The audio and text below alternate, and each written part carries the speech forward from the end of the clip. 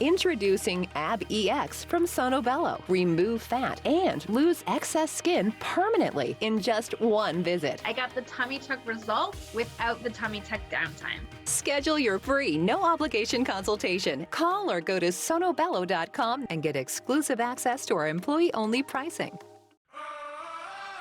Discover your perfect combination at Pechanga Resort Casino, where you can rock and roll,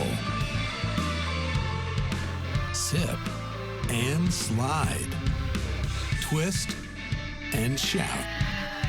Whatever moves you, get away and awaken the fun. Play your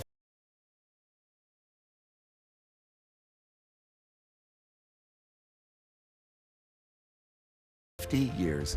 We've gotten clients 10, 20, even 100 times more than the insurance company's original offer. That's the difference experience makes. Choose Jacoby & Myers. Right now at 3 on strike, what the United Auto Workers Union is asking for and why President Biden says they should be supported. Crime crackdown, how a big amount of money from the state could help retail store owners combat the rise in smash and grab robberies. And mural madness. The community loves it, but this mural of Kobe and Gigi may have to come down. We'll tell you why and how one local business owner is pushing back. The NBC4 News at 3 starts now. For the first time in 4 years, union auto workers in the U.S. are on strike. Good afternoon, I'm Annabelle Sedano.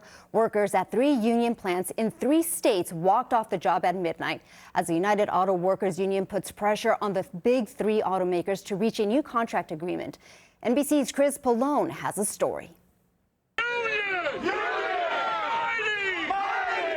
In Michigan, Missouri, and Ohio, thousands of United Auto Workers have walked off the assembly line and onto the picket line. We got to fight for what we deserve, you know, like we're out here and we're doing this and we're going to fight until we get it. The union says it's the first time workers have gone on strike against all of the big 3 automakers at once, Ford, GM, and Stellantis, which makes Chrysler. We didn't want to be here. We want a fair agreement. We want fair economic and social justice for our members. That's what this is all about. The 2 sides were reportedly far apart on issues like pay raises, hours, and sick time. When talks broke down, the leaders of the big 3 insist they want a deal. We can't sustain our company. We'd go bankrupt in a matter of years. That's why we're pleading with the UAW. So far, about 13,000 union workers are on strike at 3 manufacturing plants. Other workers remain on the job for now. The automakers warn a protracted walkout could cause lasting damage to the wider U.S. auto industry and hurt car buyers, too. I'm extremely frustrated and disappointed. We don't need to be on strike right now. Striking workers say they have to do what's right for their families. Everything, my livelihood, my family's well-being, everything's on the line for me.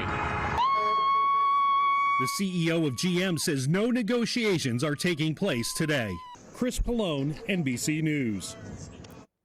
And this afternoon, Ford